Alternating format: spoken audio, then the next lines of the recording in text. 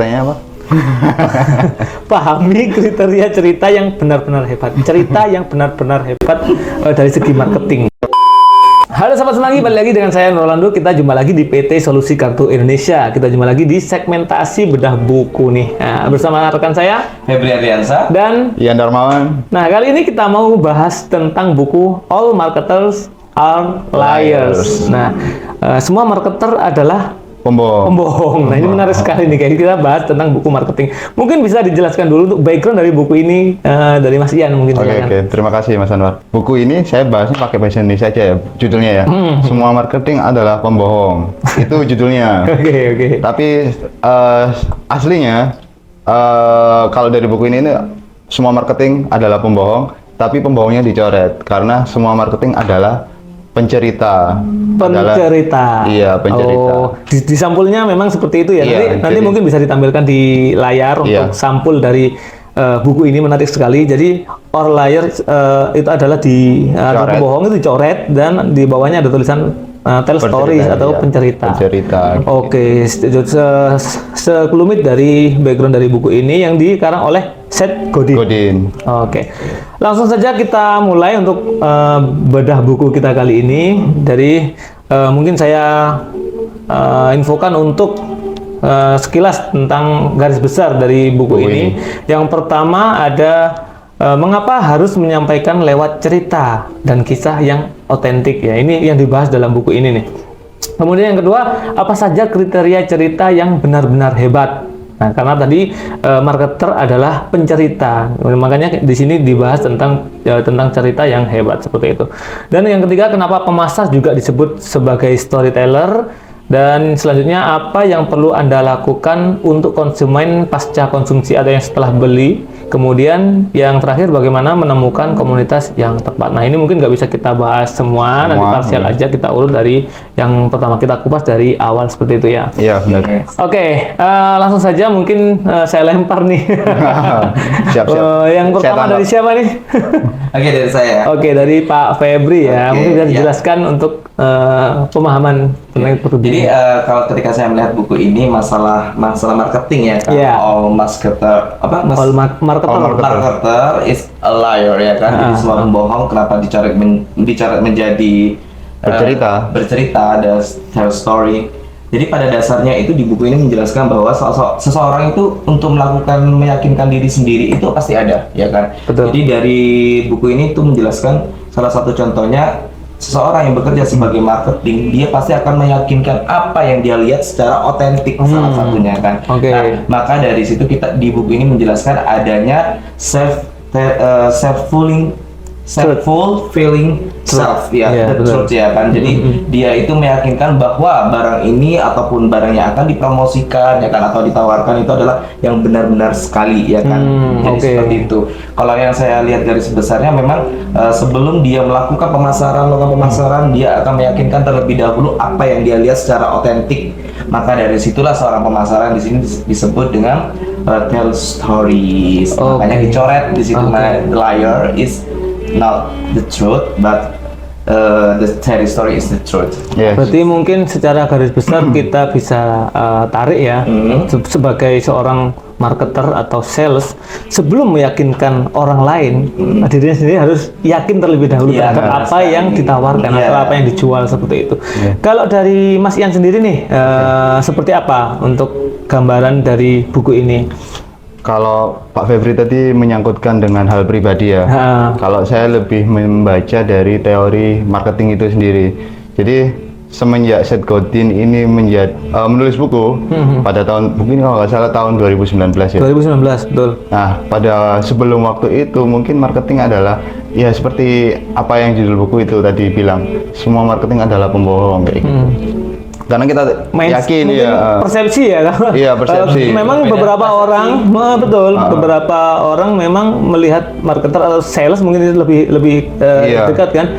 Dia wah ini hanya kata-kata marketing nih. Nah, itu kan salah satu bentuk bumbu nih. Iya, bumbu. Jadi bohong nih kayak gitu. Jadi masyarakat kebanyakan menggunakan teknikal metode Folkways, di mana dia itu memperkirakan bahwa seorang marketing marketing berbicara dia hanya untuk menawarkan sebuah produk. Betul, cenderung ya kan, marketing itu bisa menguasai dan meyakinkan diri terhadap produknya, baru dia akan bercerita, ini loh produk kita seperti ini. Nah, salah satunya. Nah, sehingga dengan adanya fluktuasi masyarakat yang terbiasa dengan kamu menawarkan ini untuk menjual, itu dikatakan hanya sebagai pembohong, belum tentu sesuai kan. Iya, gitu. betul. Padahal pada dasarnya adalah marketing itu adalah meyakinkan dirinya terlebih dahulu terhadap barang tersebut, maka dia akan tell stories terhadap orang-orang dan audiens di sekitar, seperti itu. Nah, oke, lanjut Mas Ian nih.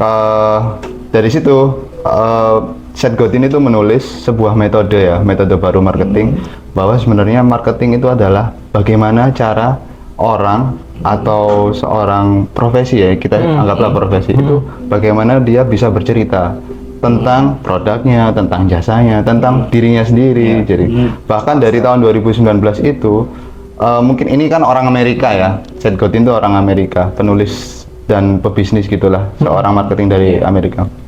Nah, setelah buku itu terbit, maka semua bentuk marketing di dunia itu berubah karena buku ini. Stylenya ya berubah ya. Oke. Jadi istilahnya mungkin teori marketing itu berubah, generasinya berubah itu mungkin dari buku ini, dari Seth Godin. Bahkan ini dipakai juga untuk pemilihan presiden. Pada mungkin tahu kan ya, Barack Obama.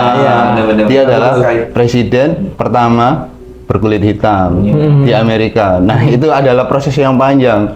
Bagaimana Barack Obama ini disosokkan sebagai orang kulit hitam, lalu dia bisa menjadi seorang pemimpin atau nomor 1 di Amerika. Nah, itu adalah bentuknya dari Seth Godin ini. Seth Godin. Menarik kan?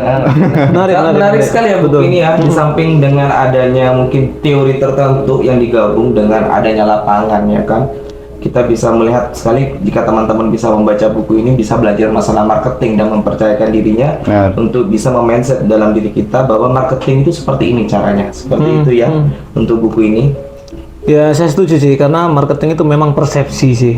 Bagaimana kita menciptakan, seorang marketer itu harus bisa menciptakan persepsi dari orang lain itu terhadap suatu produk yang ditawarkan. Harus seperti itu memang. Nah, kenapa di sini dibahas sampaikan lewat cerita dan kisah yang autentik. Jadi sebenarnya marketer itu kan tidak hanya langsung ujuk-ujuk jual produk atau menawarkan produk tanpa ada embel-embel tertentu. Nah, persepsi itu harus diciptakan lewat cerita.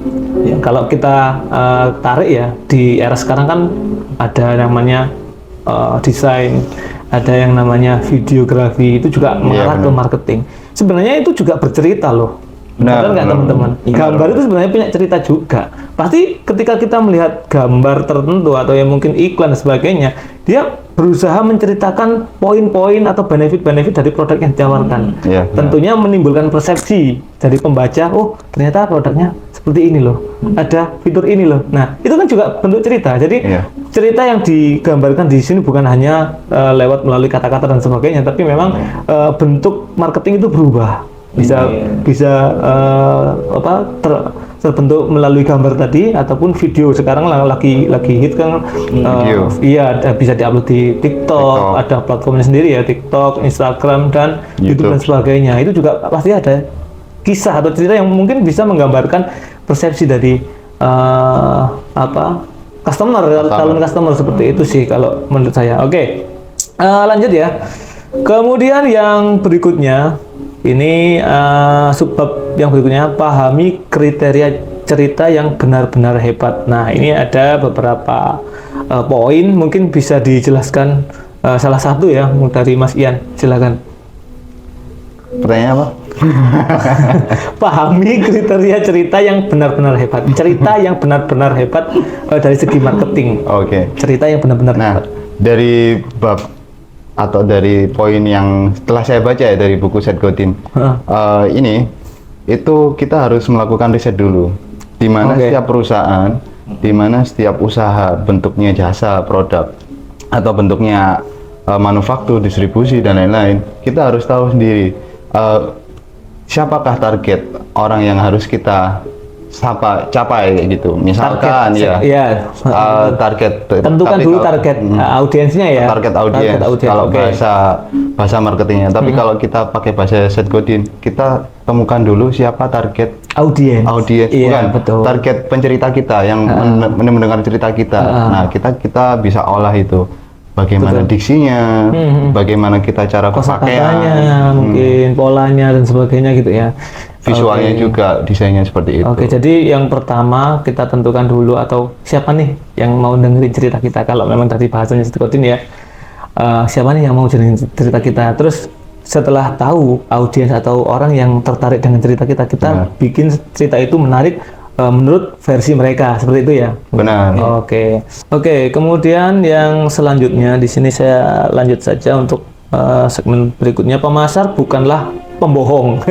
Ini di awal dia bilang pemasar adalah pembohong, tapi di dalam subbabnya ada pemasar bukanlah pembohong. Pemasar adalah storyteller. Nah, ini mungkin poin dari poinnya ya. Bukunya sendiri itu sudah marketing banget ya kan? Iya, betul. Kalau biasanya di Indonesia harga coret, ini judulnya dicoret. Iya. Oke, silakan Pak Febri. Sudah disampaikan tadi yang di awal ya masalah storytelling ya kan. Di sini ada masalah pemasaran itu layar tapi dicoret menjadi storyteller atau storytellingnya, dimana sebenarnya dalam buku ini menjelaskan kita kembali kepada keyakinan dari seorang sales ya ataupun seorang marketing, yaitu yang disebut dengan self-fulfilling truth ya kan. Jadi sebelum kita melakukan penceritaan gitu, kita harus meyakini terlebih dahulu. Pede dulu nih, pede dulu. Ya, kita harus pede dulu. Terus barang yang akan kita tawarkan, kita harus tadi dari Mas Ian tadi ngomongnya harus melihat dulu teorinya, ya kan, analisanya dan bagaimana segala macam itu sangat mendukung sekali, ya kan. Sehingga dari seorang marketing itu juga dapat bercerita, ini loh barang ini seperti ini dan harus pada waktu yang tepat juga menceritakan, ya kan, sesuai dengan autentiknya. Jadi kita itu sebagai storytellernya itu bukan hanya untuk bercerita saja, namun memang ini loh fungsi dari apa yang kita tawarkan salah satunya, ya kan. Intinya harus pede ya. Ya harus pede. Pede dulu. Maka kita membuktikan bahwa kita ini tidak berbohong. ya kan? Betul. Karena sesuai dengan otentik yang ada, kita menawarkan sesuatu, ini loh buktinya yang kita meyakinkan terlebih dahulu secara pasti, terus kita menawarkan barang produk ini dan kita pelajari dan kita sampaikan. Nah, secara sampaikanlah ini namanya storyteller seperti itu. Jadi mungkin kalau berbicara tentang kepercayaan diri kita dalam bercerita nih, kalau kita bahas tentang Seth Godin ya, sebuah cerita itu akan disampaikan dengan sangat percaya diri ketika kita mengalami, benar nggak? Iya, benar sekali, tepat sekali. Contoh saja misalkan kalau kita menceritakan sebuah teori yang mungkin kita pemahamannya kurang, pasti kita dalam bercerita ini nggak terlalu yakin atau ada beberapa poin yang kita nggak yakin nih di dalam cerita kita. Tapi berbeda kalau kita pernah mengalami. Kita pernah mengalami suatu hal dan itu kita ceritakan kepada teman kita atau siapapun, kita pasti yakin dan sangat percaya dalam bercerita seperti itu. Nah, di sini sebagai pemasar atau marketing dan sales, mungkin yang perlu dipelajari adalah keyakinan itulah. Jadi di mana ini adalah sebuah materi atau teori dari keunggulan benefit produk, itu kita tanamkan dalam diri dulu dan sebagai seolah-olah ini adalah sebuah pengalaman atau kekuatan lah dalam diri untuk bisa disampaikan kepada calon customer. Mungkin itu ya. Oke, kita jumpa lagi di Bedah Buku bersama PT SKI. Saya Anwar Rolando dan Febri Ardiansa. Saya Ian Darmawan. Kita jumpa lagi di next video. Terima kasih. Sampai jumpa.